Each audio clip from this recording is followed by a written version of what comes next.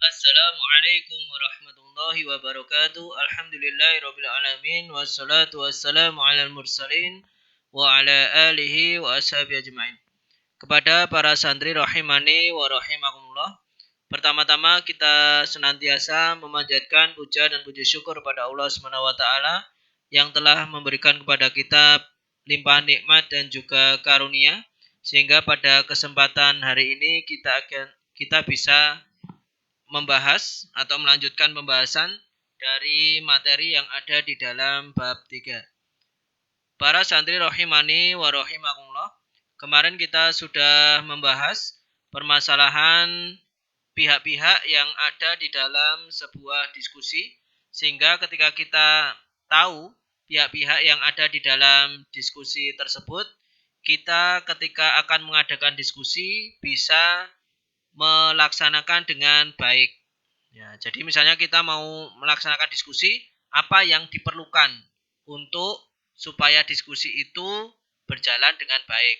Oh, saya harus mempersiapkan siapa yang menjadi moderator. Terus kemudian siapa yang menjadi penyaji. Terus kemudian siapa yang menjadi notulis. Dan sisanya itu menjadi peserta. Ya. Terus kemudian misalnya ada yang ditunjuk menjadi moderator. Ketika dia sudah mempelajari tentang pihak-pihak yang ada di dalam diskusi, dia tahu tugasnya. Oh, tugas saya itu sebagai pembuka. Jadi nanti tidak bertanya-tanya, apa tugas saya? Kemarin kan sudah disampaikan ya tentang tugas moderator. Ya, sampai mendetail. Terus nanti misalnya ada yang ditunjuk menjadi penyaji, ya tentunya dia nanti menyajikan materi dari permasalahan tersebut dan seterusnya. Terus kemudian peserta apa yang harus dia lakukan? Oh, menyampaikan pendapat. Terus kemudian di dalam sebuah diskusi itu tidak mengerjakan hal-hal yang sifatnya tidak perlu. Di dalam diskusi, ya dia duduk mendengarkan dengan baik jalannya diskusi. Kalau dia mempunyai pendapat, ya disampaikan di dalam diskusi tersebut. Ya, itu sekilas tentang materi yang kemarin kita bahas ya. Terus kemudian kita lanjutkan untuk materi selanjutnya yaitu menentukan struktur dan kaidah teks editorial.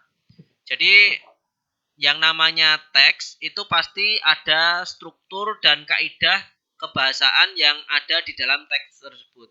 Ya. Dan teks editorial ya tidak jauh berbeda ya dengan teks-teks yang lain ya. Ya. Kita langsung saja ke poin 17 ya. Teks editorial dapat dikenali dengan jelas melalui struktur dan kaidah kebahasaan. Jadi kalau kita ingin kita membaca sebuah teks, maka kalau kita tahu ciri-ciri dari teks tersebut, maka kita langsung bisa menentukan oh ini teks editorial, seperti itu. Nah, ciri-cirinya apa? Nah, nanti kita akan bahas ya. Teks editorial itu sifatnya adalah argumentatif ya, argumentatif. Terlalu banyak ya. Argumentatif yaitu sifatnya itu atau isinya, isi dari teks editorial itu adalah menyampaikan pendapat terus kemudian disertai dengan alasan-alasan mengapa kok pendapat itu disampaikan. Ya, seperti itu. Kalau tidak dengan alasan ya dengan fakta yang mendukung pendapat tersebut. Ya, seperti itu. Namanya argumentatif ya. Karena memang di dalam teks editorial itu adalah teks yang isinya adalah pendapat dari editor ya, dari editor atau pimpinan sebuah media. Makanya sifatnya argumentatif ya. Terus kemudian yang poin ke-19 yaitu struktur umum dari teks editorial. Ya, struktur itu bangunan. Sehingga kalau teks editorial itu bisa disebut teks editorial itu jika memenuhi syarat struktur editorial. Ya, apa saja yang harus ada di dalam teks editorial itu maksudnya. Seperti sebuah rumah, kalau ada jendelanya, ada pintunya, ada pondasinya, ada temboknya, ada atapnya, orang akan langsung bisa mengetahui oh ini sebuah rumah. Ya. Teks editorial juga demikian. Kalau ada bagian ini, oh ya berarti itu adalah teks editorial, bukan teks yang lain. Ya, seperti itu. Makanya kita harus tahu ya struktur atau bangunan dari teks editorial supaya ketika kita hendak membuat teks editorial itu bisa membuat dengan baik sesuai dengan struktur dari teks editorial itu. Adapun struktur secara umum dari teks editorial itu terdiri dari 3 bagian. Yang pertama yaitu pengenalan isu. Ya, isu adalah permasalahan yang diangkat supaya mendapatkan tanggapan. Itu namanya isu ya. Ya. Jadi isu adalah permasalahan yang diangkat, yang dimunculkan supaya ada tanggapan dari pihak lain. Ya. Jadi pengenalan permasalahan maksudnya gitu.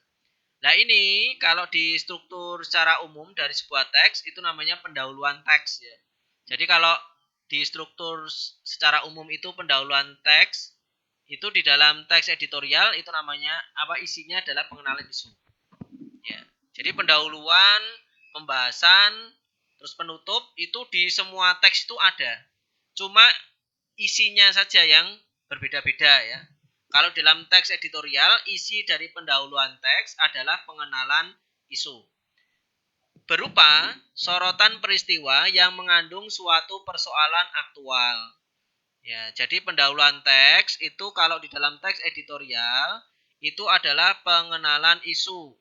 Apa permasalahan apa yang dikenalkan di dalam teks tersebut? Misalnya tentang apa namanya ini yang akhir-akhir ini terjadi adalah undang-undang Omnibus Law. Ya, nah itu dikenalkan.